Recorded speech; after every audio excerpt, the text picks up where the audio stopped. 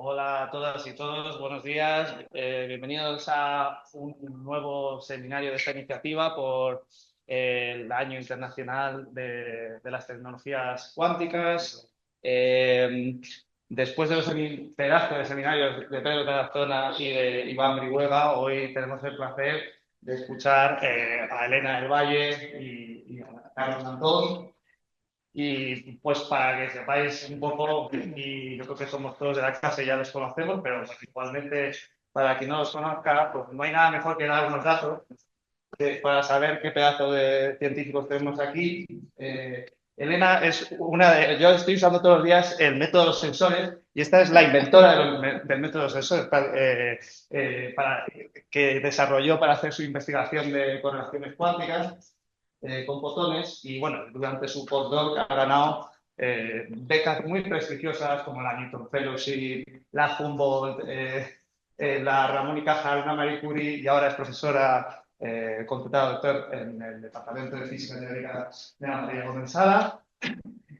Carlos Antón es experimental del Departamento de Física de Materiales y tiene una beca también muy prestigiosa de atracción de talento de la Comunidad de Madrid y durante su doctorado demostró evidencias de la condensación de bosones, de electrones y protones, además de investigar en emisión de fotones únicos de puntos cuánticos en cavidades y bueno, han ganado sobre 100 proyectos también, un Guantera, una beca Leonardo. Se ha permitido el lujo de rechazar la Caixa Junior y la Ramón y Cajal. O sea, cuando uno puede, pues puede. Y vamos, que son unos auténticos cracks y que no quiero tener más tiempo que Elena y Carlos nos presenten esta charla sobre hackers versus fotones mensajeros y de por qué las tecnologías cuánticas pueden hacer algo más interesante. Así que, Elena, Carlos, el floor is bueno.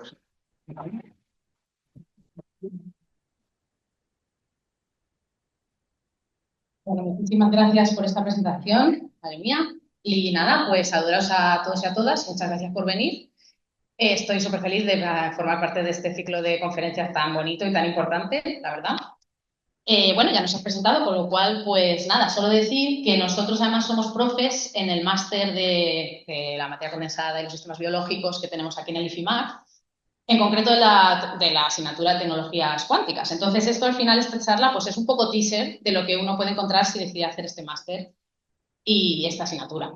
Y bueno, pues nada, aquí en el título ya vamos viendo que sí, que efectivamente vamos a intentar hablar un poquito de criptografía cuántica. En concreto, nos vamos a fijar como plataforma, digamos, la luz cuántica, los fotones, en los que, bueno, pues Carlos tiene un laboratorio muy guay ahí en el C4 de generación de luz cuántica. Y bueno, pues el plan que llevamos para hoy es el siguiente. Yo quiero intentar, bueno, aquí ya, pues en principio aquí todos somos del campo un poco, bueno, física y tal, entonces ya lo sabéis, que la cuántica es una teoría, es unos modelos muy bonitos. Entonces, pues bueno, vamos a reconocer un poco esa belleza, así en un overview muy rápido histórico. Y bueno, pues con esto nos referiremos un poco a la primera revolución cuántica, porque bueno, ya llevamos, ya sabéis, un siglo y cuarto con esta teoría por ahí circulando. Y bueno, pues primero una revolución en la que, digamos que se sentaron las bases de esa teoría, ¿no? Pues, se explicó la naturaleza de las cosas pequeñas y las altas energías. Y luego una segunda revolución en la que ya no solamente, pues eso, sentamos estas bases, estas teorías, estas formulaciones, sino que además las usamos para algo. Entonces, pues en los últimos alrededor de 45 años ya se ha empezado a utilizar la cuántica realmente para cosas pues interesantes y novedosas. ¿Y usando qué? Pues vamos a decir, dos fortalezas que tiene la cuántica, que es la superposición de estados, dos propiedades muy importantes que no tienen análogo clásico, como son la superposición de estados, y ahí entraremos justamente en un caso de un protocolo de criptografía, el BB84, que nosotros contamos en el máster y creo que se puede entender bastante bien, eso, incluso viniendo de acabar primero, vamos a todas, ¿no? Primero física. Y luego, pues la propiedad del entanglement en la que no me voy a poder meter mucho, pero que sí que quiero mencionar un poco. Y sobre todo, la importancia que tuvo, pues eso, en la segunda revolución cuántica con todo el desarrollo de los algoritmos y los circuitos cuánticos. Y luego, pues al final va a venir Carlos y nos va a contar una cosa muy divertida que están haciendo muchos laboratorios importantes de Europa, que se llama Quantum. Y bueno, pues ya le dejo a él que lo cuente todo eso. Y que os hable también de otras asignaturas que en la carrera este año van a entrar nuevas que tienen que ver con todo esto que voy a contar. Así que bueno, eso os lo dejo a él. Bien, bueno, vamos a hacer un overview, un viaje súper rápido por las cosas tan bonitas que nos ha ido regalando la cuántica desde su descubrimiento. Aquí lo que tenemos claro es que hay muchas controversias con su interpretación y todo este tipo de cosas, pero lo que tenemos muy claro es que va describiendo bastante bien el mundo microscópico y de las altas energías. Es decir, que esta lista de cosas que voy a poner aquí se han comprobado experimentalmente, se han ido viendo y parece que sí, que funcionan, ¿no? Aunque sean muy rarunas. Entonces, pues bueno, obviamente tenemos que empezar con Planck, que en el 1900, no sé si por estas fechas, imaginaos, ¿no? Que fuera justo el aniversario, sería la leche, no lo he mirado a ese nivel, pero bueno, por este año, pues ya empezó él a intentar explicar el cuerpo negro mediante la cuantización de la energía, en este caso de los fotones, ¿no? La radiación del cuerpo negro, de los cuerpos calientes. Bueno, pues luego vino Einstein con su efecto fotoeléctrico, en el que, de nuevo, pues como que ratificaba esta idea, ¿no? De los cuantos, los fotones que tenían, bueno, que era necesario una energía dada para que empezaran a saltar los electrones de un metal, ¿no? Luego tenemos el modelo atómico de Bohr, que además cuantiza también la materia, es decir, los átomos. También tenemos órbitas cuantizadas, donde los electrones van saltando de arriba abajo. Esto sí que, este tipo de cosas, si habéis leído cualquier libro de divulgación, las habéis visto, incluso ya en la carrera primero sí que se ven bastante, ¿no? O incluso en el instituto. Luego tenemos súper importante la dualidad onda-partícula, que luego entraremos un poco en ella, de de Broglie. Tenemos ya, cuando empezamos ya a formalizar todos estos aspectos, pues entra, por ejemplo, Heisenberg, cuando empezó a meter la formulación matricial para describir los observables, las medidas, y por supuesto, la famosa ecuación de Schrödinger, que a todos nos encanta, en el que empezaban a definir, bueno, es una ecuación de ondas al final, y se habla de que la descripción de un estado pues es una función de onda, ¿no?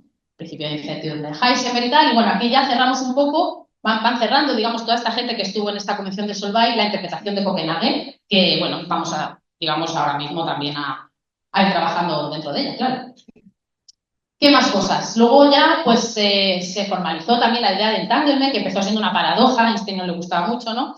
Esto de que hubiera ahí una especie de correlaciones misteriosas que nos aparecían. Voy a hablar ahora del entanglement un poco, así que no voy a entrar, pero bueno. Luego, con el teorema de Bell, sí que ya se estableció como una propiedad real, existe, digamos, o al menos se manifiesta así la naturaleza con entanglement, y bueno, pues tuvieron que aceptarlo, ¿no? Que era así.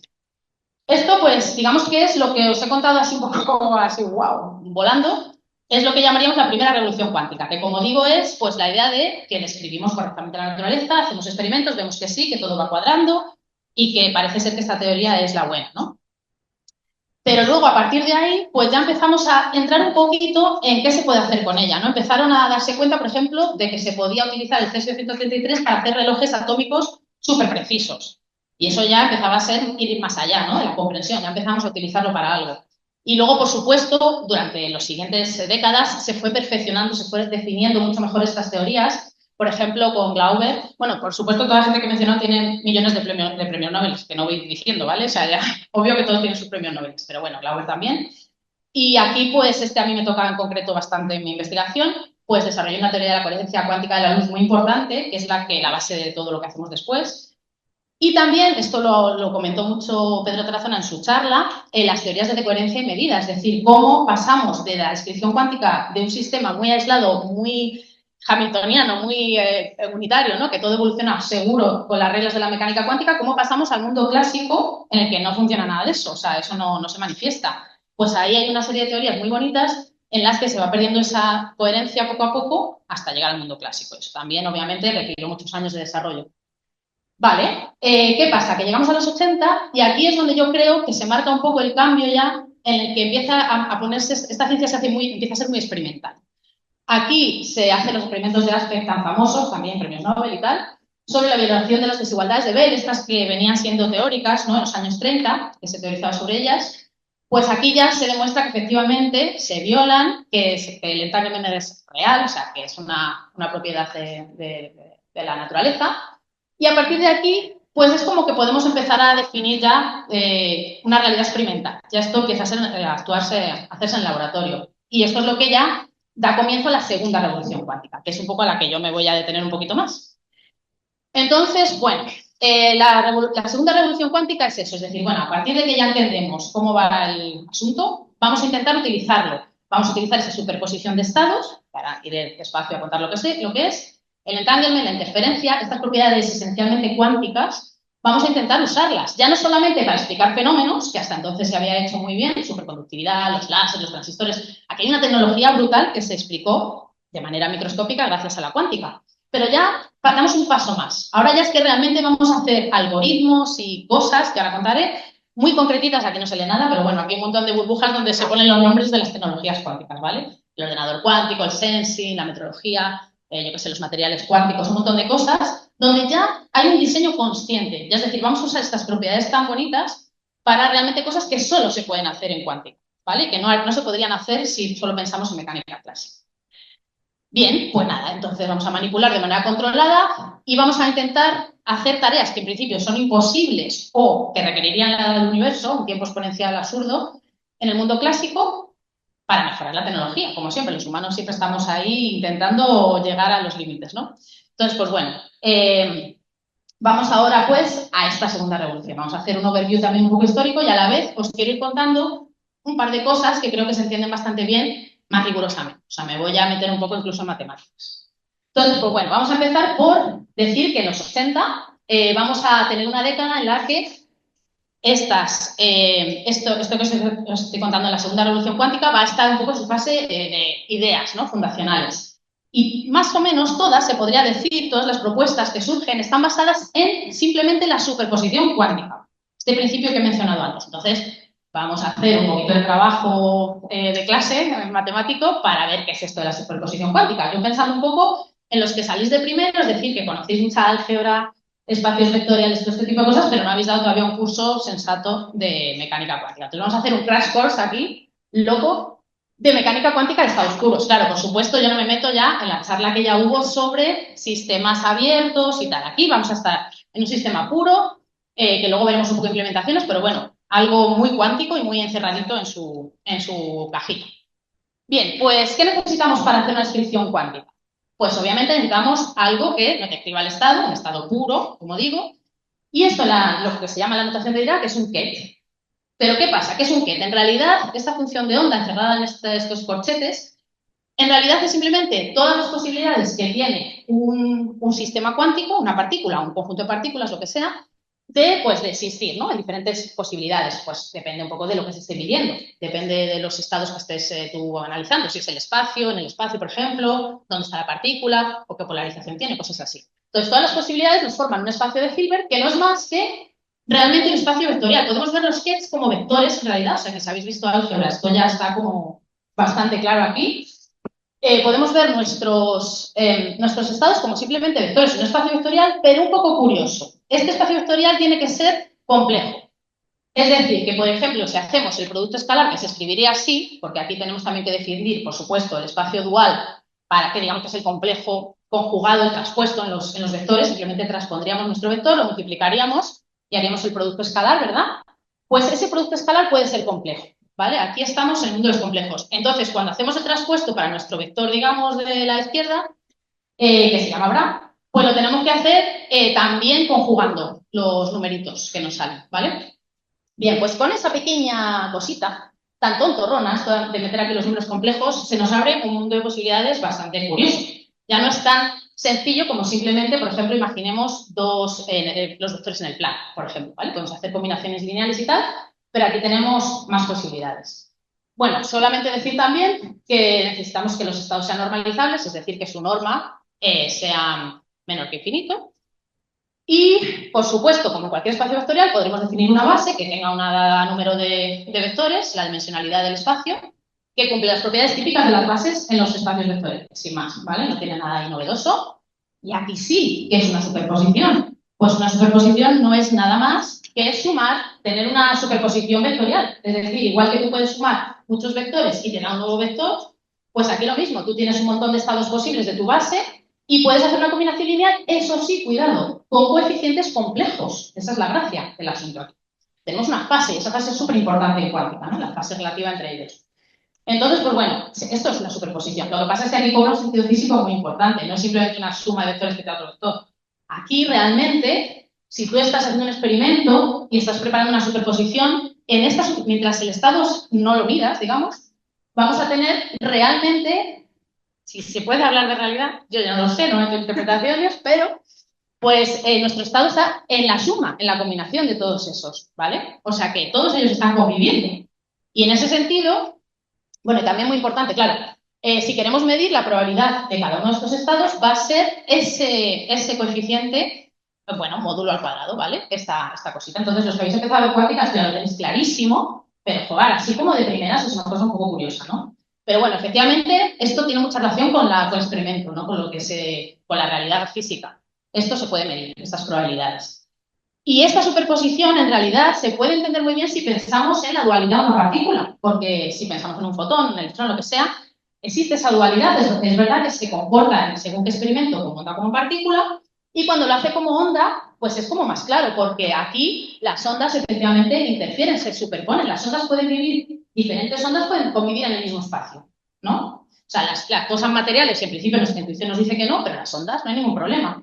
Entonces, en ese sentido, no debería ser difícil de entender que efectivamente, igual que tú sumas dos ondas, igual que tú sumas dos amplitudes de onda, pues yo qué sé, en una dimensión, en dos dimensiones, me da igual, y estas ondas van a interferir, y esta interferencia es lo que nos dice que efectivamente estaban en una superposición.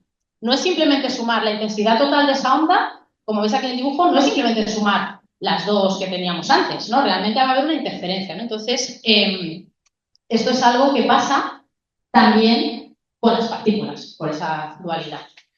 Entonces, cuando hablamos de una superposición, como el famoso gato de Schrödinger, que obviamente ya estaban hablando de algo clásico, con lo cual no tiene sentido, no hay ninguna paradoja ahí, pero siempre nos sirve como imagen popular que nos gusta a todos mucho poner en las charlas, así que la he puesto, pues el gato de Schrödinger realmente está en una superposición de este tipo, es decir, que tiene capacidad de interferencia y se puede ver en los experimentos. No es una fantasía. Cuando haces experimentos observas estas interferencias y realmente pues puedes comprobar que ese es el estado que se está creando. Vale. Bien, tenemos claro lo que es una superposición cuántica, pero a partir de ahora lo vamos a usar un montón.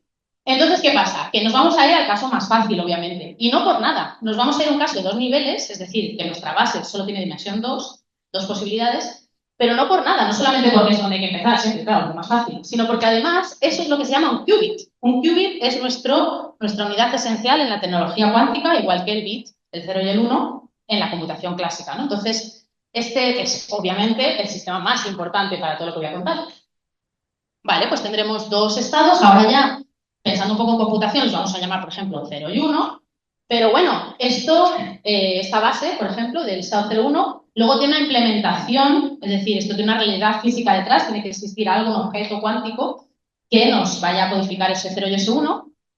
Y esto ya puede ser fantasía. Hay muchísimas posibilidades, obviamente, y ahora mismo más, como voy a contar ya al final de la charla, todas las posibilidades que hay. Pero bueno, en principio con las que se empezó a trabajar y las que todos nos vienen a la cabeza, pues es el electrón en un átomo, que está en una transición fundamental, que vamos a llamar G, ground, y otra excitada, ¿no? Por ejemplo. Otra más cercana un poquito ya a lo que hacemos nosotros en nuestro trabajo y lo que voy a contar aquí, es el fotón. El fotón también puede ser un qubit si cogemos dos posibilidades de estado, que puedan ser típicamente la polarización, ¿no? La dirección en la que oscila el campo eléctrico. Por ejemplo, cogemos el caso de la polarización lineal y tendríamos el horizontal y el vertical, ¿no? De los dos tipos de polarización. Y eso ya nos da un qubit. Muy bien, vamos a trabajar con ese qubit. ¿Qué pasa? Que una vez que ya tenemos nuestra base, recordad, podemos hacer todo tipo de superposiciones en las que estos son números complejos, así que ahí tenemos dos grados de libertad, ¿vale? Esto se representa muy bien en la esfera del log, pero no quería entrar en mucho más nivel ya de explicar cosas. Así que bueno, simplemente tened en cuenta que no es simplemente sumar dos vectores en el plano. Tenemos que entrar en un espacio de 3 dimensiones para poder tener la generalidad de estos estados, ¿vale? En una esfera. Pero bueno, bien, tenemos estos estados. Ahora, muy importante para lo que voy a contar sobre la criptografía. Aquí tenemos, como ya he comentado, podemos utilizar los fotones como qubit y la polarización en concreto como grado de libertad. Vamos a codificar los ceros y los unos. Pero claro, todavía tenemos, como he dicho antes, ¿no? Con esto de los números complejos, tenemos muchas posibilidades de cómo elegir las combinaciones lineales, ¿vale? Y la base que usar. Entonces, por ejemplo, podríamos usar una base en la que el 0 y el 1 sea simplemente esto, lo que he dicho antes, polarización horizontal y vertical, por ejemplo. Y el hecho de usar como base la polarización esta lineal así de cruz, vamos a decir, de arriba y abajo, yo lo voy a representar como que la luz la pasamos a través de una caja azul cuadrada, ¿vale? Porque va a ser más fácil para todo luego tener una representación visual. Entonces, imaginaos que yo cada vez que mi experimento mido o preparo o hago algo en esa polarización, pues uso esta representación, ¿vale? Pero también puedo coger otra base que sea una combinación sencilla, por ejemplo, simplemente más o menos, de esta de antes. Y en el caso, la realidad física que se corresponde, pues que ahora mi polarización está en diagonal, ¿vale? Simplemente rotada. Bien, pues eso lo voy a representar con círculos. Y esto, de nuevo, se hace en el laboratorio, obviamente. Se utiliza un filtro polarizador y otras cosas que yo no sé. Y al final, pues, puedes tener fotones que efectivamente tú puedas preparar y luego medir en estas polarizaciones y en otras también circulares, lo que tú quieras, ¿no? Entonces, esto no es un invento, es todo lo que se hace en el laboratorio. Y bueno, pues ya, si tenemos esa, digamos, armados de esa capacidad de cambiar de base y tal y cual, vamos a enfrentarnos un poquito ya a ver qué cosas se fueron proponiendo en los 80 en esta segunda revolución cuántica, ¿vale? Digamos, el paradigma de lo primero, digamos, que inició esta revolución seguramente es este modelo de Benioff sobre una máquina de Turing. Es decir, ya propuso un posible ordenador cuántico. Tampoco llegó a los detalles, digamos, como ahora os voy a enseñar, pero sí que la idea de que se puede hacer computación reversible, ¿vale? Que eso es muy importante en la cuántica. No voy a entrar en muchos detalles, no he dicho nada de hamiltonianos, pero bueno, sabemos que la evolución esta de la ecuación de Schrödinger es a través de un hamiltoniano y es una evolución unitaria que es reversible. Entonces, ese es un tipo nuevo de computación que hay que hacer, ¿no? Entonces, aquí se empezaron a proponer ese tipo de ideas de utilizar, y claro, en la cuántica entraba muy bien, ¿no?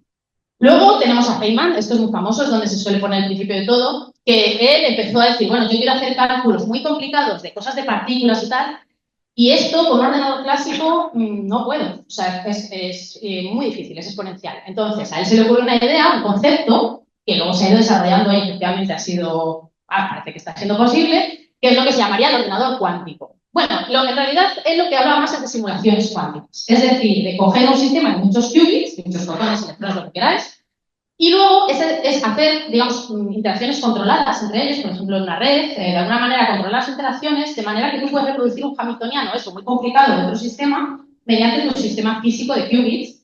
Y en vez de calcularte, por ejemplo, el estado fundamental, pues dejas al sistema que evolucione solito y te lo va a dar. Lo mides y dices, este es el resultado de la computación, no tengo que hacer ningún cálculo, el sistema lo hace por mí.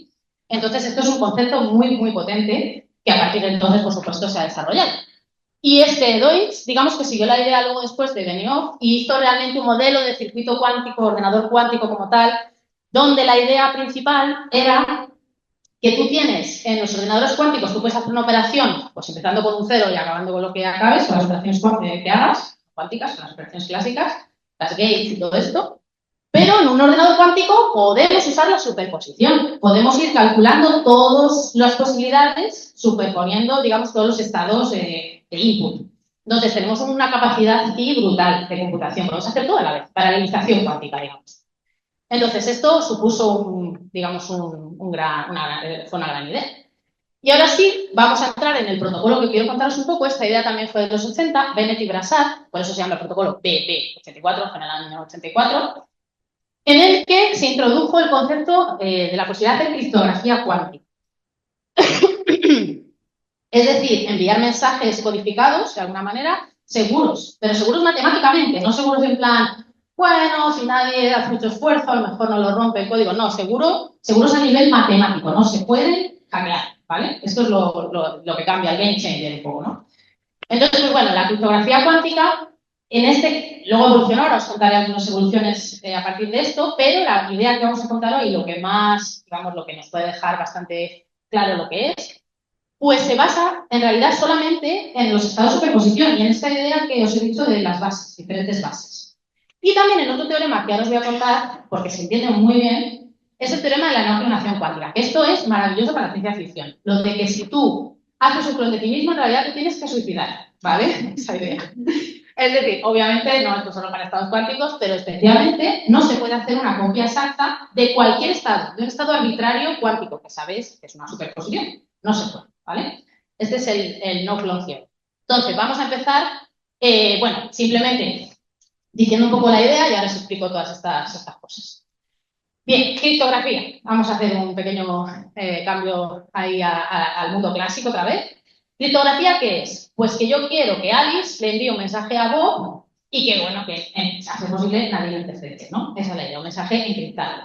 El mensaje, pues a lo mejor es infinito, larguísimo, te tiras días y días mandando cosas. Entonces, el mensaje en sí, simplemente lo queremos encriptar y que sea todo lo denso que haga falta. Pero claro, nos valdría con que Alice y Bob tuviera una manera de enviarse la clave para ese encriptamiento de una manera muy segura para que ya todo el mensaje encriptado nadie lo vaya a hacer. ¿no? O sea, lo que necesitamos es enviar una clave, que no tiene por qué ser años y años de mensajearse, ¿no? O sea, una cosa de una vez, vamos a decir. Vale, pues lo que necesitamos es mandar la clave secreta, que va a ser una cadena de bits, de ceros y unos, ¿no? Información, tal cual.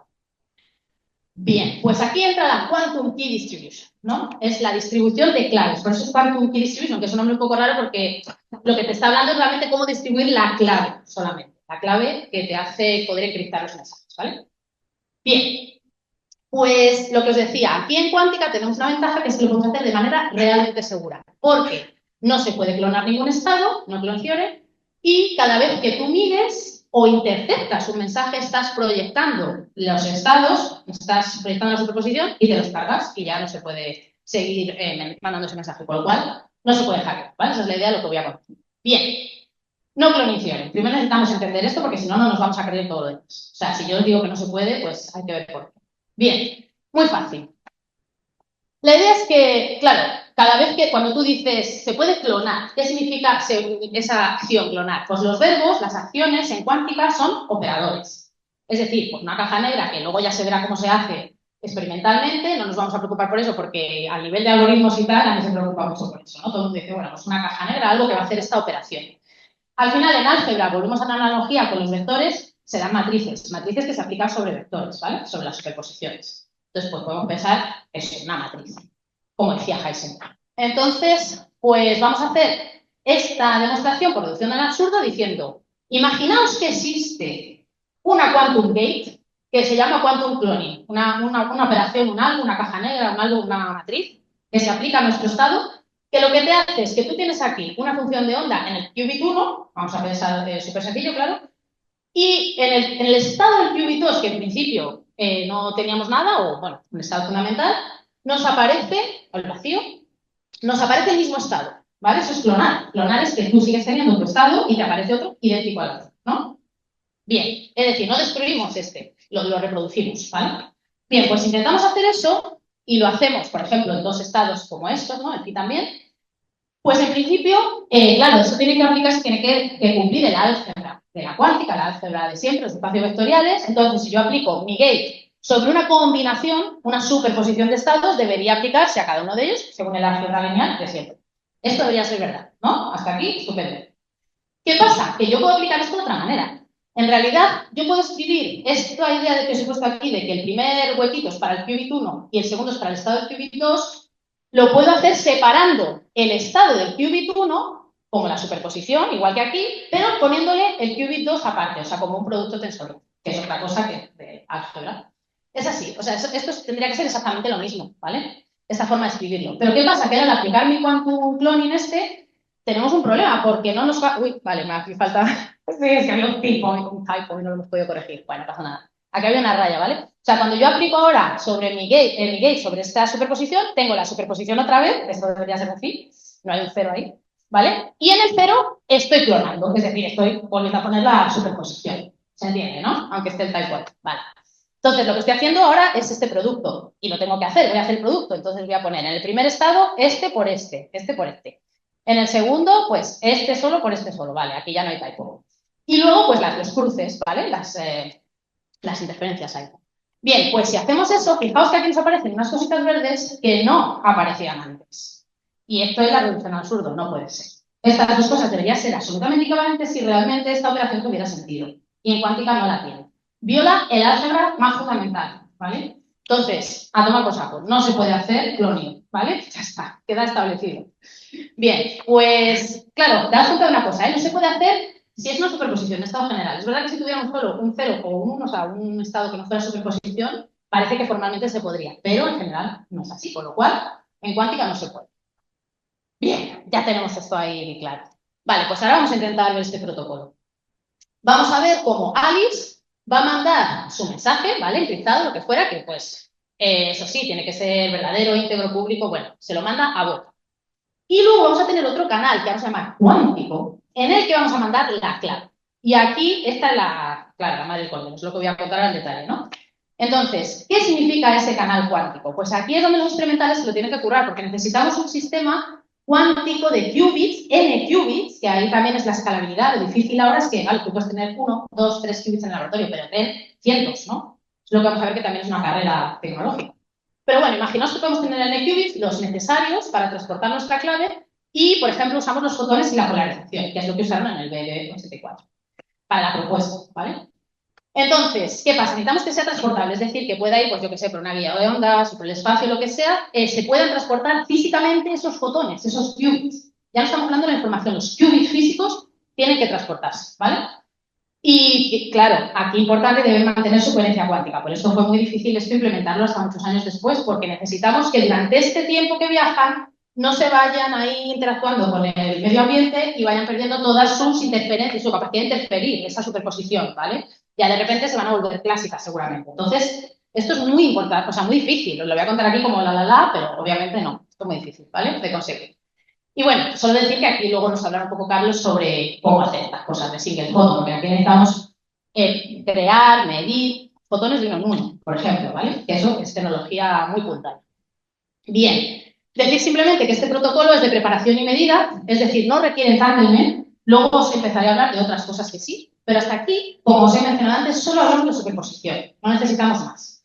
Y eso sí, preparar y medir esas superposiciones. Bien, pues vamos a ello, a ver qué tal. Bien, solamente recordad que las bases las vamos a representar así, ¿vale? Vamos a decir que cada vez que estamos midiendo o creando un estado en una base de polarización lineal, pues con el azulito, y polarización diagonal con el verde. Y aquí, claro, pensad que lo que luego es la información, los ceros y unos, se pueden, o sea, codificar en cada una de estas bases. Es decir, esto será el 0, esto será el 1 en esta base, y esto será el 0 y el 1 en esta base, ¿vale? O sea que la información se puede codificar en las dos. Bien. Importante entonces que para este protocolo es que si tú preparas, ahora en el laboratorio tú preparas este tipo de fotón, un fotón con esta polarización, en realidad recordad que estamos haciendo una superposición de estos dos, o sea, del H y del V, de la polarización lineal, que lo voy llamando un poco con H y V o con rayitas, da igual, es esto mismo. Y claro, si yo preparo de este estado, muy importante, si mido en la misma base, si yo mis polarizadores en mi laboratorio final, el de Bob, lo voy a tener en la misma base, pues si yo mando este estado, 100% me va a medir este estado, ¿vale? Y 0% el otro, el perpendicular. Pero si yo midiese en la otra base, en esta base de la superposición, aquí tendría aleatoriedad, es decir, 50% en cada una de ellas. Esto es lo más importante que hay que recordar para este protocolo, simplemente, ¿vale? Mediríamos las dos. Y esto es algo cuántico, porque si tuviéramos una superposición clásica, que no voy a entrar en las matemáticas de eso, pero se podría ver fácilmente, en realidad, daría igual en qué base está, siempre es aleatorio, ¿vale? Esa es la gracia. En la cuántica no. En la cuántica hay una diferencia muy clara, ¿vale? Por tener una superposición. Bueno, bien. Vamos a ello. Entonces, recordamos que si se mide en la base que se prepara, resultado 100% seguro. Si se mide en la otra, 50% aleatoriedad. Y el caso clásico no sería así. Bien, pues empezamos. ¿Qué vamos a hacer en este protocolo? Tenemos el laboratorio de Alice, ¿vale? La que va a enviar la clave. Ya no es un mensaje, es una clave, recordad, pero bueno. Al final es una cadena aleatoria, en este caso, de bits. Pues generamos nuestra cadena aleatoria. Esta es una parte todavía clásica. O con una máquina buena de crear aleatoriedad, pues te generas tus bits, ¿vale? Pero también haces lo mismo con las bases, una secuencia aleatoria de bases, que se corresponden cada una con estos bits de información, ¿vale? Y a mí me ha salido un random bit total, me lo he inventado, pues estas bases, ¿vale? Recordad, lineal, diagonal, lineal. Ahora viene la parte cuántica. Ahora Alice tiene que poder preparar sus qubits, que en este caso imaginaos que son fotones, claro, porque estamos hablando de polarización, pues tengo que prepararlos siguiendo esta secuencia, ¿no? Es decir, que, claro, yo he dicho que quiero un 0 en base lineal, pues el horizontal. Ahora quiero un 1 en la diagonal, pues en esta dirección. Un 1 en la diagonal, un 1 en la... Esta, la otra, ¿me entendéis, no? O sea, voy a preparar mis qubits exactamente como me ha salido en la costa, en esto de tirar los dados aleatorios. ¿Vale? Y ahora los tengo que mandar por el canal que hemos dicho antes, que puede ser una vía de ondas o algo así, que no queremos que pierda coherencia cuántica, eso es lo único importante, se lo voy a mandar a Bob. Y viajan físicamente los qubits, ¿vale? Ya no estamos hablando de información. Hay un viaje ahí de bichitos, de cosas. Bien. ¿Ahora qué va a hacer Bob? Pues ahora él sigue el protocolo generando... A él le llegan esos qubits que no saben qué estado están, ¿vale? No sabe nada de ellos. Le llegan y ya está. Pues ahora Bob va a generar otra secuencia aleatoria de bases. Por ejemplo, esta. También totalmente de manera clásica. Y ahora viene la parte suya cuántica del laboratorio, que es que va a medir esos fotones que le han llegado en esas bases suyas, va a medirlo en sus bases, ¿vale? ¿Y qué va a pasar? Pues hoy ya vamos a repasarlo un poco juntos. Aquí tenemos que si por casualidad las bases que le ha elegido son las mismas que las de Alice, pues súper bien, recordad que entonces le salen exactamente el 100% los mismos qubits que había mandado Alice. O sea, la misma información, quiero decir, ¿no? 1, 1, 0, 0, mirad, ¿no? Le sale lo mismísimo, estupendo, pero a veces no coincidirán sus bases y entonces tenemos aleatoriedad. Habrá algunas veces, estas que pongo así en Dash, habrá algunas veces que sí le sale lo mismo por suerte, pero la otra mitad pues no le sale lo mismo, ¿vale? Y diréis, pues vaya churro de protocolo, si estamos así. Pero no pasa nada, porque ahora, tranquilamente, sin ningún tipo de reparo, ellas pueden compartir públicamente las bases que han usado, porque nadie más tiene los qubits físicos, solo ellos. Por lo cual, por mucho que compartan las bases, si tú no tienes los qubits, no puedes saber lo que pone en, digamos, en información, ¿no? No puedes saber la información que se transmite. Entonces, ellos comparten públicamente sus bases, las bases que han usado, esta línea, y dicen, bueno, entonces ahora o simplemente las que no coincidan, no te creas esa información, táchala, quédate con los bits que sí que coinciden, ¿vale? Entonces, con eso ya se han transmitido una clave, que porque son esos bits idénticos, ¿vale? Esa información solo, ¿sí? Y ya está, fijaos qué potencia. Estás usando eso, la maravilla de la cuántica, para hacer algo, pues, estupendo.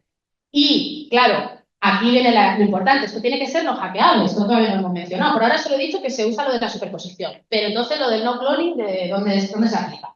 Pues en lo de que no se pueda hackear. Ahora viene Eva, que la pobrecilla siempre le toca ser la mala, y quiere intentar meterse por ahí en medio. Meterse por en medio, en este caso, va a ser cogerte en tu laboratorio que está por ahí en medio lo que te viene de esa guía de ondas y intentar ver tú si puedes hacer lo mismo, ¿no? Medir. Claro, a ver, lo ideal sería, en un mundo en el que la cuántica no fuera tan guay, que cogiera esos estados, hiciera un clon, se quedara ella con una parte, luego mandara el otro clon de vuelta para Bob, y ahí nadie se ha enterado de nada, Bob le llega lo mismo que iba por el camino si ella no hubiera estado, Bob lo mide, luego comparten sus bases, y Eva dice, estupendo, porque yo esas bases sí las puedo ver porque son públicas, están ahí en el país, las leo, me las mido en mi laboratorio y saco lo mismo que Bob. ¿Os dais cuenta? O sea, si se pudiera clonar, esto no sería para nada. Pero no se puede. Es decir, que Eva lo único que puede hacer es coger, ponerse a hacer lo mismo que ha hecho Bob, o sea, lo mismo que haría Bob, y medir. ¿Y qué pasa? Que ahí, recordad que nos estamos cargando, hay un montón de bits de información que van a estar corruptos. No van a ser al medir, los está cambiando. Y cuando se los vuelva a mandar a Bob, lo que le va a llegar a Bob ya no es lo mismo. Entonces, ¿qué pasa? Que ahora Alice y Bob pueden ser muy listos y decir, vamos a coger 10 qubits, bueno, 10, unos cuantos más, unos qubits suficientes para que estadísticamente estemos seguros, y vamos a ver si son los mismos, nuestros qubits, o sea, nuestros bits de información. Si vemos que por el camino la mitad o así no son los mismos, es que hay una Eva por ahí que ha estado mirando. Y entonces no vamos a usar esta clave, lógicamente. Pero si no, si tenemos todos los qubits bien y no hay ninguna corrupción del mensaje, pues podemos usar la clave. Entonces, esta idea es muy potente por eso, porque Eva, por mucho que haga ahí el lío, la van a pillar, ¿vale? Y eso sí que es algo matemáticamente cierto. Entonces, pues bueno, esta es la potencia del BB84, que es el comienzo de todo, digamos, la criptografía cuántica. Vamos a seguir un poquito evolucionando, no sé qué tiempo llevo, como de tiempo, que ahora quiero contaros un poco ya más la parte menos matemática. Bien, ¿no? Vale. Vamos a ver un poquito ya qué pasó después, porque bueno, en las charlas a mí siempre me da mucha rabia también en historia, que siempre te daban como hasta los años 30 en la historia de España y nunca llegabas a la actualidad y dices, joder, por favor, cuéntame un poquito del PP, del yo qué sé. Bueno, bien, pues aquí yo también voy a intentar llegar a la época actual, aunque tampoco es que yo esté súper puesta a las noticias de la actualidad, pero bueno, lo intento. Entonces, en los 90, venga, ya hemos pasado a los 80 y esta gente que ya estaba con la criptografía cuántica a saco. Pues aquí empieza la época de lo que se llaman los algoritmos cuánticos, ¿vale? Los circuitos cuánticos. Y aquí sí entra el entanglement. Aquí empieza a entrar el entanglement. Entonces, bueno, sí, es verdad, me queda un poco de matemáticas. ¿Qué es el entanglement? Pues en realidad lo que se suele decir es que son correlaciones no clásicas, no tienen análogo clásico, entre dos subsistemas. Eso sí, esto ya lo sabemos, que cuando tienes dos qubits, lo puedes escribir así, ¿tú qué? Y te da el estado de los dos, ¿no? Esto ya lo acabamos de ver.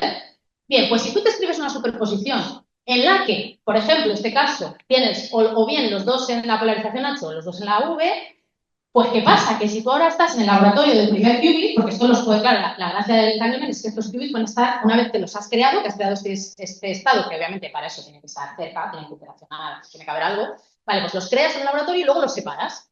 Y te llevas uno a Cuenca y el otro a Hamburgo, yo qué sé. Vale, pues aun estando muy a distancia, como esta superposición se supone que la están conservando, que eso no es una tontería, pero bueno, si lo consigues, si consigues seguir en esta superposición y tú mides en Cuenca H en tu primer qubit, pues el segundo automáticamente se está proyectando. Igual que tú estás proyectando el primero en H, pues el otro por correspondencia tiene que estar también en H. Y esto es pues algo un poco mágico, a este no le gustaba, ya sabéis, pero es así. Y si lo haces en V, pues está en V. Es decir, que la medida del primer qubit determina absolutamente el estado del segundo. Esto es las relaciones cuánticas del entanglement. Esto, como podéis imaginar, no es fácil de hacer, crear entanglement, pero si se crea, es algo muy potente, porque realmente hasta que mides, tienes esa superposición, como sabemos, o sea, eso por ser una superposición simplemente, y estás en las dos a la vez. Bien, esto es difícil de crear y mantener, por eso, digamos que las cosas empezaron siendo propuestas teóricas, como siempre, y luego poco a poco se fueron haciendo en el laboratorio, lógicamente. Entonces, ahora ya sí vamos a entrar en cosas que dependen de ese entanglement. Ya se empezó a usar, ¿vale? Entonces, ¿qué es lo primero para lo que se puede usar el entanglement? Esto me hubiera encantado contároslo, pero necesitamos una hora más o dos. Ya lo saben las que han estado en el máster, un poquito más de tiempo y un poquito más de enjundia, un poquito más. Pero bueno, si hacéis el máster, esto os prometo que os lo contamos. Bien, pues el teletransporte. Esto es lo más chulo, no sé, se dice teletransporte, hay otra forma de decirlo, no me acuerdo. Teleporte, creo que a veces se dice. A mí me gusta más teletransporte. Bueno, pues esto es, claro, recordad, no se puede copiar un estado cuántico, pero sí se puede transportar. Es decir, tú puedes destruir el estado en un sitio y que en otro sitio aparezca en otro qubit físicamente, pero que sea el mismo estado. Es decir, exactamente pasar el estado de un sitio a otro, físicamente, sí. Entonces, para esto sí se requiere entanglement, además de un canal de comunicación clásica, y bueno, esta es la base del Internet cuántico y otras muchas fantasías que se han ido diseñando después. Pero se empezaron a proponer aquí en los 90, en esta propuesta de Vélez. De esto hubo un experimento incluso en los 90, o sea, fijaos, no tardaron mucho en hacer un experimento muy, muy bonito de teletransporte del estado de un fotón de, bueno, Zeilinger y otra gente súper importante. Luego, ¿qué tenemos? El primer protocolo de criptografía cuántica que sí que usa el entanglement, ¿vale? E91, pues supongo que en el 91, ¿verdad? Vale, pues aquí sí que se usaba la no localidad como recurso tecnológico, ¿no? El hecho de que podamos tener entanglement. Y luego viene el algoritmo más famoso de la historia, que es el algoritmo de Shor, que todo el mundo pone en sus charlas para decir que sí, que la cuántica por fin puede hacer cosas novedosas y maravillosas, porque bueno, había un precursor, que es Simon, que nunca se habla de él, el pobre, y él es el que le dio la idea a Shor en una conferencia de una charla sobre su algoritmo, que era, bueno, casi llegaba ya a ser el algoritmo Shor, pero todavía no. Y Shor estaba por allí y dijo, ¡guau! Esto promete. Y entonces ya desarrolló el suyo, que vale, sí es más potente, pero joder, sin inspiración de Simon, ya sabemos, la ciencia todo es sobre los hombros, ¿no?, de los titanes. Bueno, entonces, este algoritmo, que sí que se llama de Shor, la verdad, por Simon, pues es el que sirve para hacer con superposiciones, recordad, y con entanglement y todo esto, factorizar números primos. Y claro, factorizar números primos, si sabéis un poco de criptografía, que yo no es que sepa mucha, pero bueno, al menos ahí sí, pues la criptografía clásica se basa, el protocolo de este RSA, se basa en que factorizar números grandes en sus primos es muy difícil, pero multiplicar números primos para dar el número grande, pues muy fácil. Entonces hay un camino que es fácil y otro difícil. Perfecto, eso sirve para criptar de manera clásica. Bien, pues este Shor se le ocurrió un algoritmo que podía hackear eso muy rápidamente. O sea, lo que un ordenador clásico sería exponencial y horrible, pues él lo trajo a unos tiempos lógicos. Que esto todavía no se ha hecho más que para números muy pequeños, 15 o algo así, con lo cual todavía no es un peligro. Pero siempre se habla de la criptografía post-cuántica, intentando que esto no sea un problema, ¿vale? Siempre se habla de los algoritmos post-cuánticos, no sé qué, porque claro, en cuanto esto empiece a hacerse en el laboratorio, pues ya todo el sistema de seguridad en general. Claro, porque los protocolos de criptografía cuántica se empiezan a usar, los que estamos mencionando, pero poquito, lógicamente. Entonces todavía está todo muy basado en esto. Sería un problema. Se podría hackear, ¿no? Si es la historia. Y bueno, luego en esta época también empezó el temazo este que yo aquí, bueno, habrá miles de cosas que no he puesto, pero bueno, corrección de errores cuánticos, ¿no? Intentar que las cosas lleguen con la máxima, bueno, que aunque se pierda un poquito de coherencia en el camino, aún así los algoritmos funcionen, digamos, porque claro, algo de pérdida siempre va a haber. Y bueno, luego aquí esta época en la que sí, ahora sí, empiezan muchos experimentos y aquí hay una propuesta muy importante, casi o la más importante, la primera, de Cirac y Soler. Cirac, que bueno, nos toca un poquito más de cerca a los españoles, aunque es el director de Max Planck en Múnich, o sea, ya no lo podemos atribuir. Pero bueno, este hombre con Soler, pues ellos fueron los primeros en hacer una propuesta física, como una implementación real física de qubits con iones atrapados, porque ellos se dedicaban a teorizar sobre esos modelos, los experimentos. Entonces es como que dijeron, venga, esto creemos que se puede utilizar como plataforma. Y efectivamente, pues bueno, sí, se está usando mucho. También las resonancias magnéticas fueron de las primeras cosas que se usaban, aunque luego se han descartado un poco porque, bueno, es difícil mantener la coherencia, estas cosas no son muy escalables. Bueno, hay como muchas plataformas que han ido apareciendo, algunas siguen en boga, otras no. Bueno, los fotones, obviamente, eso sí, sobre todo porque a veces, aunque tú hagas cosas con qubits que sean más tipo iones y tal, luego siempre necesitas que los qubits, o sea, una transmisión de la información, ¿no? Y para eso los fotones son muy buenos, porque van por canales, pues eso, de fibras ópticas o lo que sea, y se mantienen bastante la coherencia. Entonces los fotones siempre están por ahí un poquito. Bien, los 2000, venga, a ver, que llegamos. Aquí, implementaciones. O sea, aquí ya sí que los experimentos cobran muchísima importancia, se empieza a invertir y como veis ya empieza a haber pues muchas plataformas en las que hacer estas cosas, las que os mencionaba, que bueno, pues empiezan a facilitar que pausen 0.15, IBM, que monos. Los iones atrapados hicieron un Astronaut Gate en este experimento de esta gente que seguramente, bueno, puede que os suene, son muy importantes también. Qubits superconductores, aquí entra una plataforma muy poderosa, ¿vale? De usar la superconductividad para hacer también qubits. Y esta tiene unos tiempos de coherencia, wow, maravillosos y, bueno, se manipulan con cierta, no diremos facilidad, pero bueno, están cobrando mucha importancia, se usan mucho, ¿vale? La tecnología. Y los centros NB, que también, esto se usa mucho para, pues, para metrología, sensing y sobre todo, pero bueno, aquí entran todas las plataformas. A saco. También hay que decir que los puntos cuánticos no los he puesto porque los ejemplos que busqué, pues al final eran más de esto, pero también están los puntos cuánticos ahí entrando. Es que un poquito más tarde, yo diría, sí. Bien. Aquí también surgen muchas startups, esto es como que te crecen los champiñones, ¿no? Muchísima gente, académicos, algunos de nosotros que decimos, bueno, pues vamos a hacer otra cosa, pues hacemos una startup de cuántica, ¿no? Y ya se empiezan a proponer pues compañías al final para hacer todas estas cosas. Que te lo creas o no, que las hagan o no y que se tiren un poco el rollo, pues seguramente muchas sí se lo tiraban al principio y ahora empieza a ser cada vez más real. Entonces, no me voy a meter con ellas. Las startups que crecen como, bueno, como la jungla. Y luego, pues aquí viene un concepto muy importante de los 2000, que es esto de la supremacía cuántica, que suena fatal. Pero bueno, durante un tiempo, este hombre, Preskill, en el 2012, pues propuso que, aun teniendo lo que tenemos ahora, que en realidad es lo que se llaman los Noise Intermediate Scale Quantum, ¿vale? Tenemos los NIS, que es simplemente decir que nuestros sistemas todavía son bastante virtuosos, pierden mucho la coherencia, no son maravillosos, hay mucho ruido, pero, bueno, aun teniendo eso, según él, lo que decía es que existían, o sea, había cosas que solo la cuántica podía hacer y que en clásica no se podía. Eso lo llamaba supremacía cuántica. Luego llegó Google, bueno, vale, un ejemplo de esto es el boson sampling, el primer ejemplo sería, en el que tú lo que tienes es un montón de canales, por ejemplo, de fotones, en los que vas poniendo, en algunos sí, en algunos no, pones fotones y luego los dejas que interaccionen de manera, bueno, con óptica, digamos, lineal, con beam splitters y cosas así, los dejas que interaccionen y sigan un circuito aleatorio. Entonces, eso saber qué te va a salir al final de ese circuito de manera clásica computando, pues es horrible, pero si tú dejas a los fotones evolucionar, es una simulación cuántica, ¿no? Y se puede hacer y sacar el resultado. Y este dijo, bueno, pues este tipo de cosas nos dan ya una supremacía cuántica sobre lo clásico.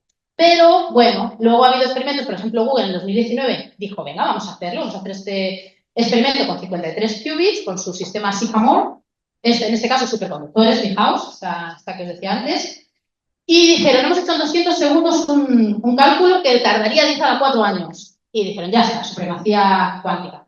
Pero llegó IBM y dijo, no, en realidad nosotros lo podemos hacer en 2,5 días con nuestro ordenador clásico, así que no, hemos encontrado un algoritmo que lo hackea eso. Bueno, pero no pasa nada, al final es mejor. Entonces vamos a quedarnos con ventaja cuántica. La supremacía ya no se usamos.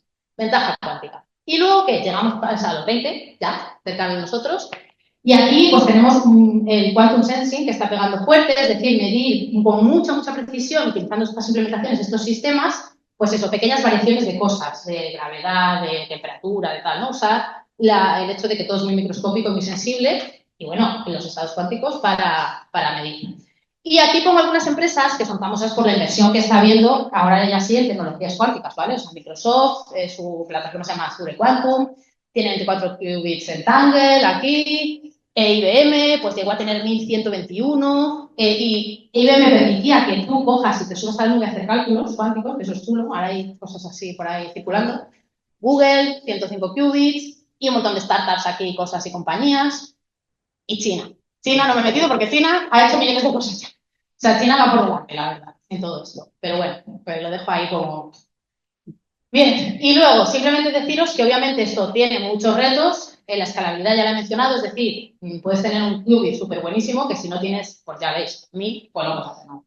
Miles de qubits necesitas. Con lo cual tiene que ser escalable. Obviamente, si necesitas mucha criogenia, que todo esté a temperaturas muy bajas, es difícil. O sea, tiene que ser lo más fácil posible. Temperatura ambiente es lo ideal, pero bueno, muchos problemas técnicos. La de la corrección de errores que mencionaba y esto de la supremacía, pues todavía hay muchísima teoría que se está haciendo sobre buscar problemas que realmente solo la cuántica pueda resolver y darle un sentido, ¿no?, a todo eso.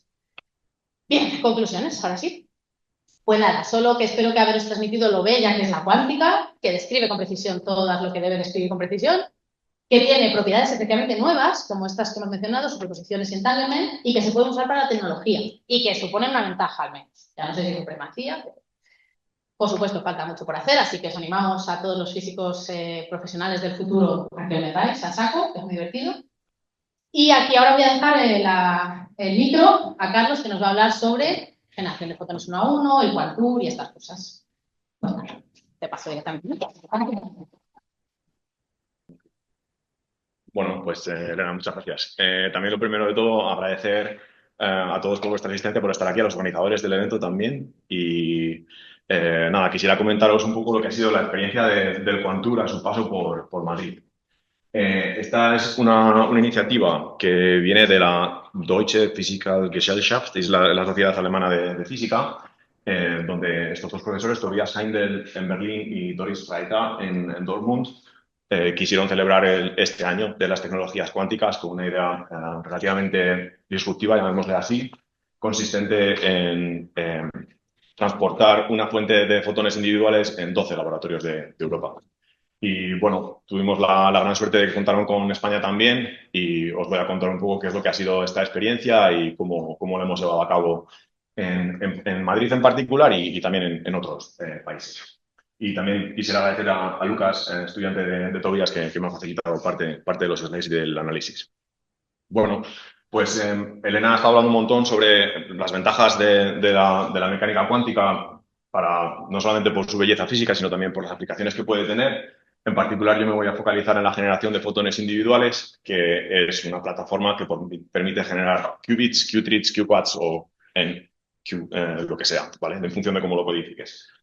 En particular, yo a mí que me gusta la física del estado sólido y creo que a todos los del ICIMAC también, nos interesamos en materiales que sean capaces de albergar una excitación electrónica única en distintos tipos de materiales donde al recombinarse esa excitación electrónica emitan un fotón individual. Entonces aquí vemos distintas plataformas como podría ser defectos o excitones atrapados en materiales bidimensionales, nanotubos de carbono, defectos en diamante y en particular lo que nos atañe en el Quantur, que es un punto cuántico en indio galio arsénico. Os podéis imaginar esta plataforma, este átomo artificial, como una especie de lenteja nanométrica que tiene una altura de unos 8 nanómetros y un diámetro de unos 50, donde hay unos 50.000 átomos que por diferencia de índice de refracción son capaces de confinar una sola excitación electrónica, un par electrón hueco. Los teóricos nos lo contarían como un two-level system. Básicamente tienes un nivel excitado y un nivel ground, donde básicamente al decaer generas un fotón de manera determinista. Y bueno, básicamente el dispositivo que nosotros hemos tenido en Madrid y que ha estado transportado en distintos puntos de Europa es un poquito más sofisticado. El punto cuántico se encuentra dentro de este círculo que veis aquí, en una estructura nanofotónica que los físicos en óptica cuántica llamamos un Circular Bragg Grating Cavity. Es básicamente una cavidad fotónica que permite confinar aquí un modo fotónico en un volumen ultra pequeño, modifica la densidad de estados fotónicos en el punto donde el quantum dot está y hace que ese punto cuántico emita en una dirección muy determinada, haciendo que sea una emisión muy brillante, ¿vale? De lo contrario, simplemente tendríamos una emisión isotrópica de ese átomo artificial, ese quantum dot, y por lo tanto no sería tan brillante esa fuente. Y bueno, por comparar tallas, aquí veis, bueno, esto parece una tabla de dardos, ¿no? Pues comparo la talla de un dardo con lo que supone esta estructura que tiene una talla de unas pocas micras. Y el quantum dot, que es todavía más pequeño, está en el interior. Esto es una muestra que se ha hecho en el grupo de Tobias Heindel. Vale, entonces la idea del Quantur, como decía, era probar que efectivamente la emisión de este átomo artificial, este punto cuántico, está compuesta por fotones individuales. Aquí nos tenemos que remontar al efecto Hamburg-Brown y Twiss, que nos permite hacer esta medida y verificar que efectivamente tenemos emisiones de fotones individuales. Como muchas de las cosas que al menos yo hago en el laboratorio, muchas técnicas vienen del estudio del cosmos. Muchos detectores que tenemos en el laboratorio fueron primeramente diseñados u optimizados para medir el universo y luego esa tecnología nos llega a nosotros. O, por ejemplo, la tecnología de las antenas. Esto que veis aquí básicamente es una nanoantena. Todo lo que se diseñó en aquellos años, por ejemplo, Parcel, que es una persona muy relevante en el tema, él realmente era un ingeniero especializado en el diseño de antenas. Y toda esa física se ha llevado ahora a la nanofotónica, ¿verdad? Entonces, bueno, pongo esta imagen por si queréis investigar un poco la historia de lo que fue el experimento de Hamburg-Brown y Twiss. Fue propuesto pues allá a mediados del siglo pasado y inicialmente la idea era para poder correlacionar radiación que venía de galaxias lejanas en dos radares distintos y poder obtener información de la composición de esa luz que venía. Y bueno, pongo aquí la foto de Hamburg-Brown, que es una sola persona. Eso es importante, es la lección número 1 para de óptica cuántica, no son dos. Sé que muchos de los estudiantes se acaban de dar cuenta. Y Twiss, que es Parcel. Es que en aquella época era mucho más cool con el cigarro ahí que ahora. Vale, bueno, pues simplemente lo que hacemos en el laboratorio no es utilizar radares de este calibre para poder correlacionar luz en dos detectores o dos modos distintos. Lo que hacemos es tener nuestro chorro inicial de luz, de la fuente que sea. Aquí ponemos un cubo separador de haces, o en inglés un splitter, y ponemos dos detectores en los dos modos de salida. Y la medida básicamente consiste en determinar el tiempo de retraso que detectamos entre los dos detectores. Vamos a estar mirando a la probabilidad condicional de detectar fotones en T en un detector o en T más tau en el otro detector. Y después montaremos esta función matemática que los teóricos definen de esta manera y hacemos un ratio de esas correlaciones en el numerador dividido por el producto de las intensidades de luz que detectamos en cada uno de los dos detectores. Entonces, en función del tipo de luz que estamos inyectando en nuestro experimento de Hamburg-Brown y Twiss, si utilizamos, por ejemplo, la luz del sol o la luz de una bombilla, lo que veremos es que tiene una función de correlación que se dice que banchea, o sea, que es mayor que 1, simplemente quiere decir que el numerador es 2 veces más grande que el denominador cuando estamos mirando las coincidencias simultáneas.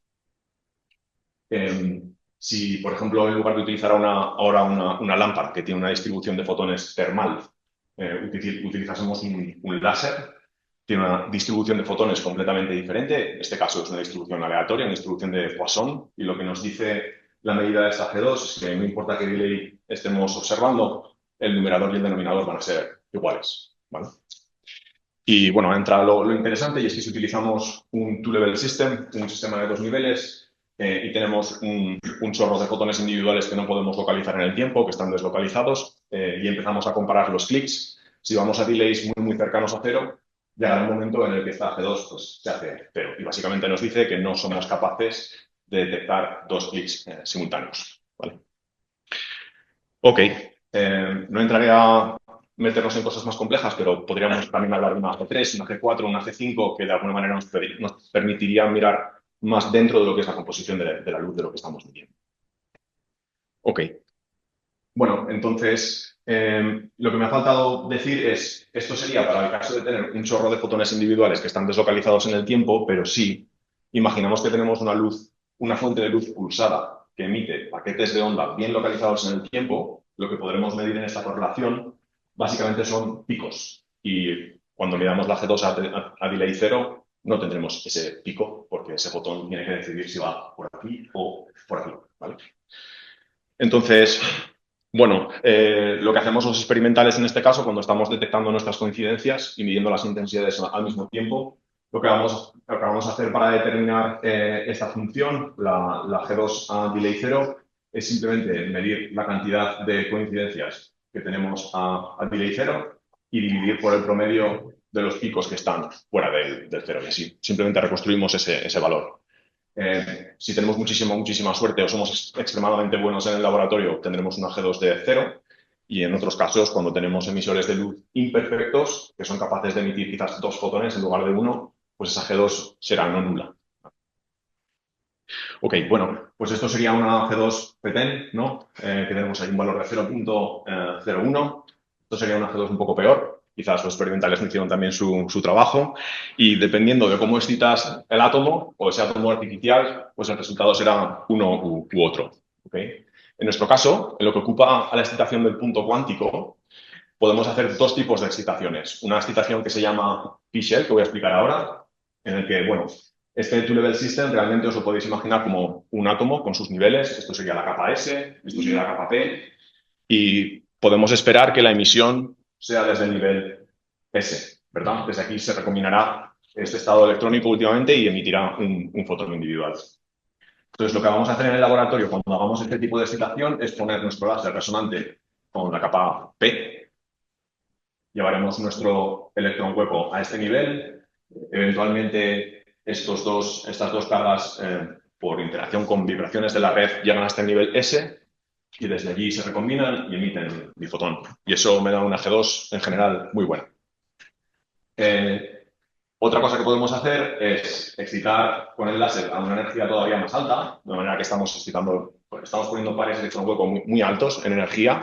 Tendremos que esperar que de alguna manera vayan recombinándose poco a poco. Podrían meterse en otro quantum dot, no el que yo quiero, a veces sí, a veces no. Y al final, al emitir ese fotón, pueden darme más de uno y obtener una G2 que puede ser peor. Entonces, esto simplemente quiere decir que en función del régimen de excitación que utilices en tu átomo, obtendrás un mejor emisor de fotones individuales o no. También hay otras técnicas en las que no entraré, en el que uno puede excitar directamente, resonantemente, el nivel S, que da lugar a muchos fenómenos más cuánticos, como os podéis imaginar. Vale, en principio esto es lo que nuestros colegas alemanes nos prometieron, ¿no? Cuando me contactó Toby y Doris me dijeron, no te preocupes, va a ser un experimento muy fácil, te vamos a dar un chip en el que habrá una fibra, pigtail, y tú simplemente pondrás tu láser en la fibra, después pondrás un filtro espectral y no tendrás que montar un setup complicado. De hecho, te vamos a enviar incluso hasta el crióstato un steering cryocooler que te lleva la temperatura hasta 30 Kelvin simplemente conectándolo al enchufe de la pared. Y nada, luego al final, un mes antes de que nos enviaran la muestra, nos dijeron que no confiaban en que el pigtailing durase durante todo el viaje a través de Europa y que simplemente nos iban a dar el chip. Entonces, bueno, yo me puse un poco nervioso y dije, a ver cómo vamos a hacer esto, porque entonces ya necesitas un crióstato donde tienes que instalar la muestra, poner un setup que sea capaz de excitar y colectar esos fotones y después hacer las medidas que correspondan, ¿no? Pero bueno, aquí está bien esta imagen para que veáis un poco que esto es la talla del trozo de semiconductor que nos dan y luego con un microscopio pones a ver, puedes ver los distintos dispositivos que contienen un quantum dot en su interior. Y en particular el campeón que nosotros usamos era este.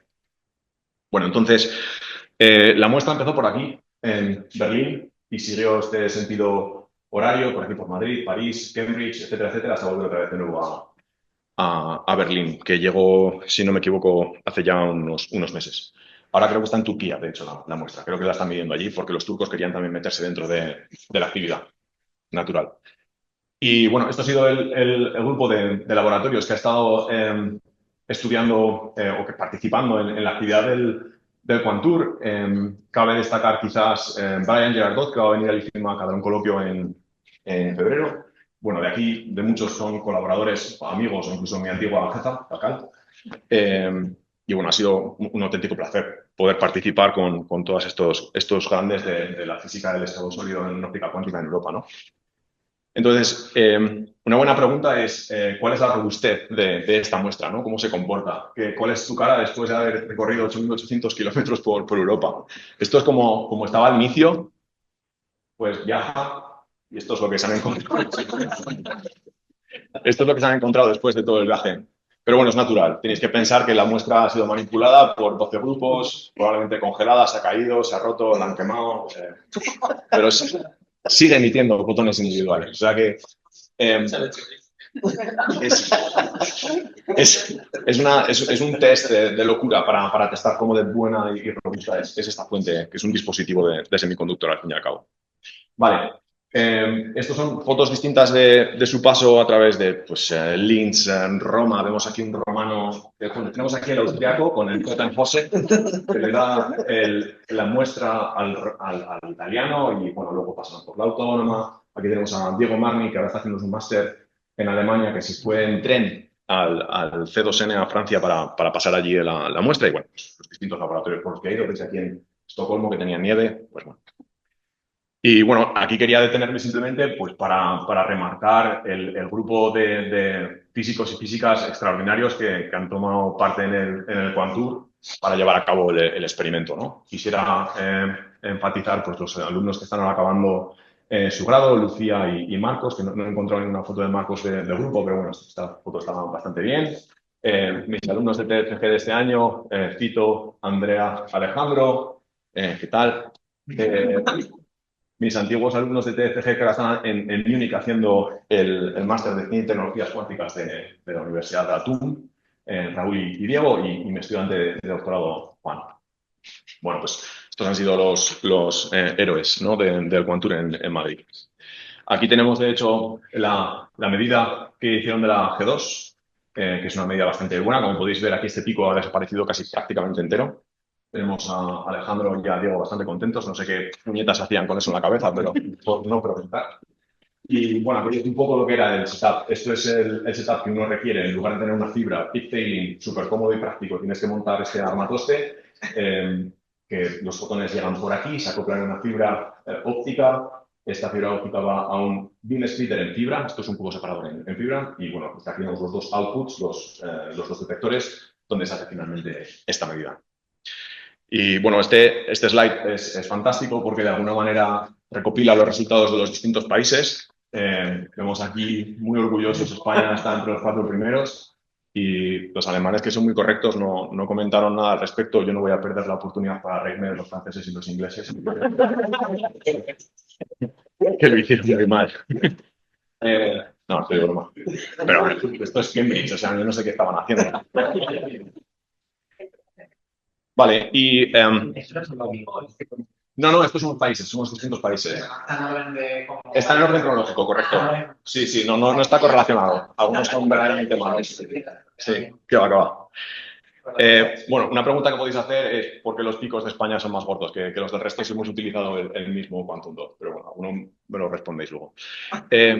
Vale, otra cosa que hicimos novedosa en Madrid, que no nos lo pidieron en el Quantur, pero ya que estábamos, pues nos ponemos en el fregado, es hacer la interferencia Mondale, que básicamente es demostrar la interferencia bosónica entre dos fotones individuales que llegan a un beam splitter. El efecto Hombury-Brownian-Twist, pones aquí un fotón y aquí pones vacío, pero el efecto Ongo-Mandel quieres interferir dos fotones individuales que llegan al mismo tiempo en este beam splitter.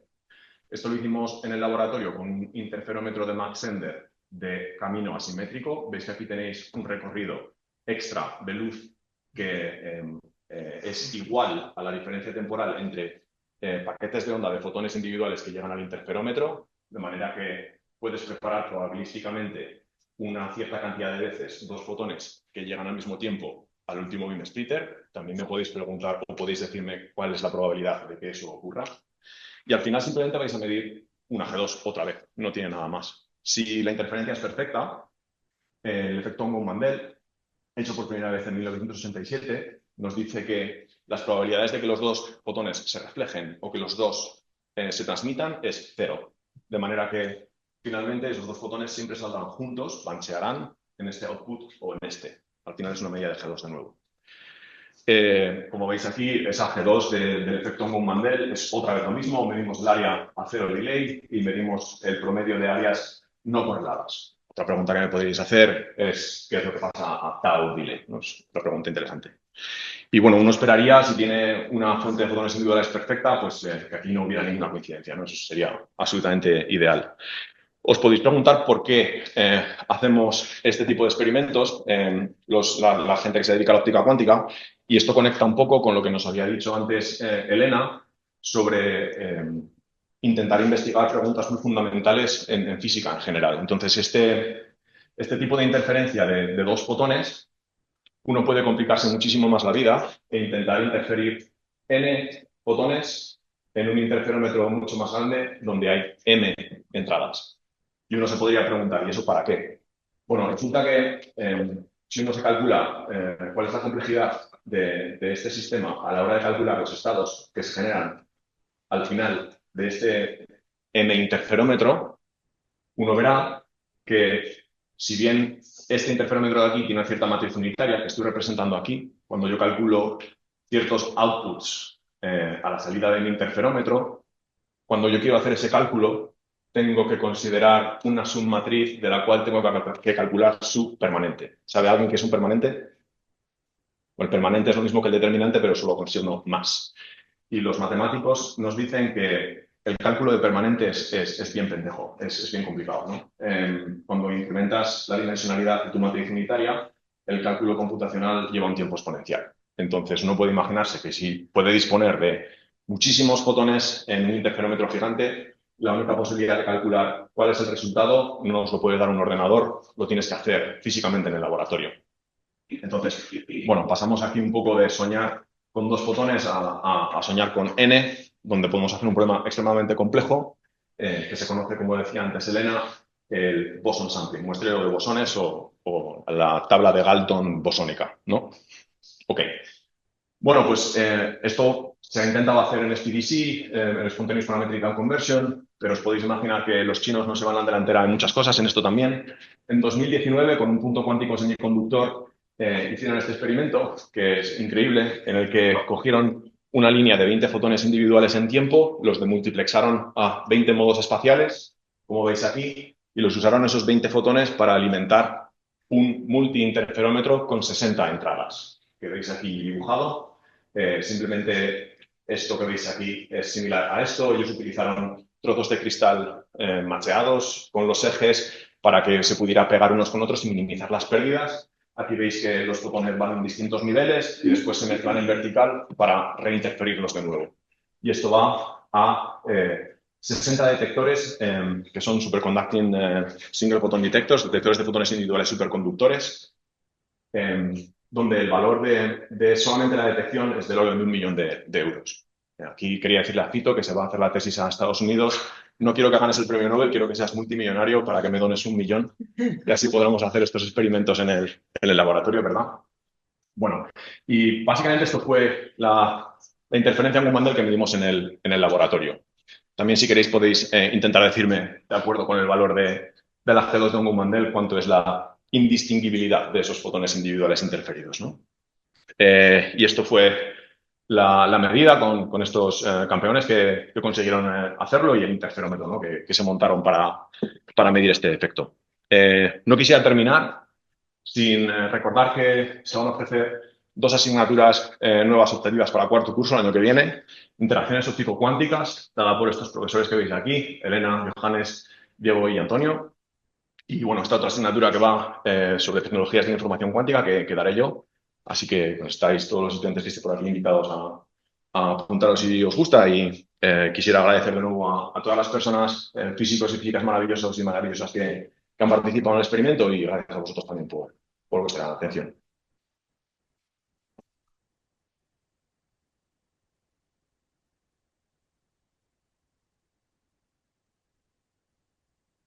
Muchas Carlos y Elena, tenemos tiempo bueno, o si tenéis alguna pregunta. Bueno, Carlos nos ha dejado huevos. O sea.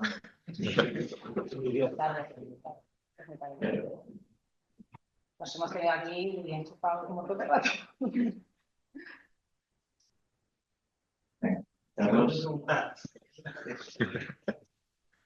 Pero te respondes tú solo. Quiero preguntar por el resultado final de los chinos. Sí.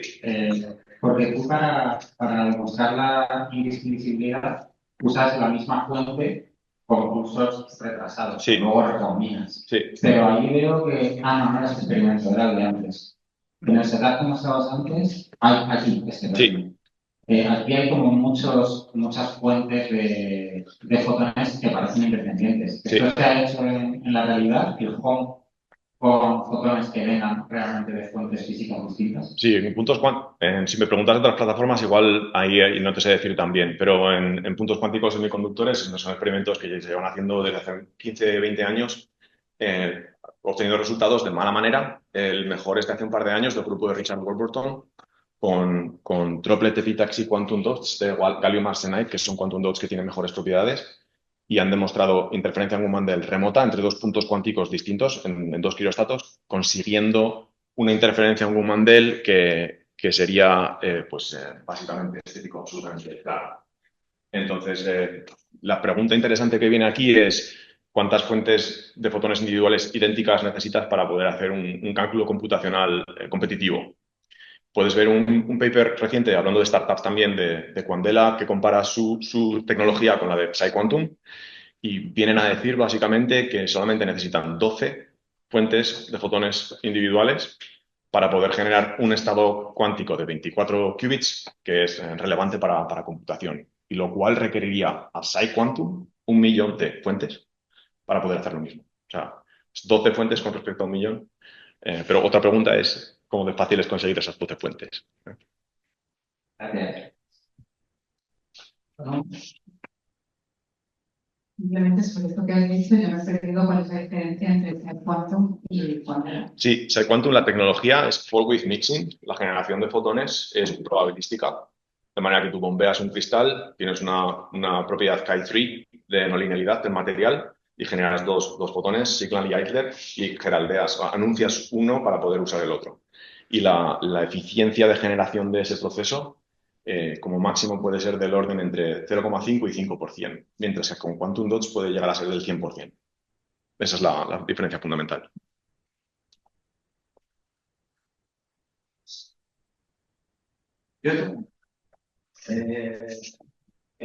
Al final, ¿hay algún algoritmo ahora que sea? Porque ahora estos algoritmos son como, digamos, los típicos, ¿no? Pero hay alguno más modernete. Y luego, por otra parte, al estar todo impulsado mucho por la industria, igual no conocemos algunos de los protocolos Rockstar y encima no lo vamos a saber porque van a estar protegidos cuánticamente. Entonces, Sí, claro, ese es el problema. O sea, yo creo que ahora es un poco eso, que los académicos ya nos quedamos un poquito atrás porque ya todo está muy mediado por ya las empresas de startups y todo. Bueno, hay mucho intercambio también con la academia, pero es verdad que muchas de las cosas que yo buscaba y tal, es que claro, son ya cosas de festival de ellos que IBM cómo hace su ordenador o lo que sea, ya no te lo dicen, claro. Lo que pasa es que todavía creo que, o sea, la parte de avance en algoritmos cuánticos y tal sigue siendo bastante académica, es decir, que yo creo que la parte de propuestas, como que todavía sí que hay bastante gente académica haciendo, pero vamos, locuras, o sea, los algoritmos, es que es matemática pura ya. No piensan en implementación, sino matemáticamente sacar esos algoritmos ya de factorización de otras millones de cosas. Pero claro, luego la parte de implementación es ahí donde las empresas ya se vuelven muy secretivas y ya, pues no, claro, no comparten sus secretos. Ahí sí, y los encriptan.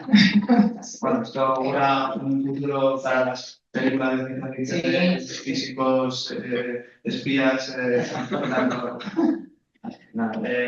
¿Alguna otra pregunta por ahí? Lo que he dicho más. Sí, ya está descansando. Pues, Igual que lo del grosor de los picos, que no Sí, básicamente cuando tú detectas correlaciones, dependiendo de la calidad de tu detector asigna una etiqueta temporal muy precisa o no. Entonces nosotros en Madrid somos pobres, utilizamos detectores baratos, son detectores de silicio, o sea, Avalanche Photodiodes, son fotodetectores de avalancha de silicio, donde el tiempo característico de detección de asignación de esa etiqueta tiene una incertidumbre de 300 picosegundos, ¿vale?